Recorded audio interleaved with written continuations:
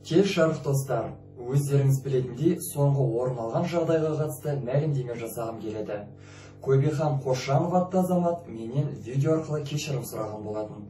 Мен де уәде еткендей жоғарғы сотқа берген арызымды қайтарып алдым.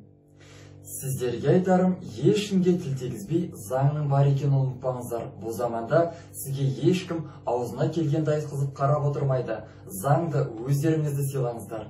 Назарларыңызға көп рахмет. Ассалаумағалейкум, амансыздар ма? Менің айтайын дегенім, кеше Қызықты арнасының YouTube каналындағы бір видеосына үйде жігіттер болып отырып, бір-екі жігіт болып, қасымдағы досым, мен байқаған жоқпын енді, әрине. Жағымсыз пікірлер жазып, кішкене ауыр сөздер жазған екен Қызықты арнасына. Сол үшін Қызықты арнасынан журналист жігіттен осы жердегі Қызықты арнасындағы кешірім сұраймыз, үлкен кешіріммен.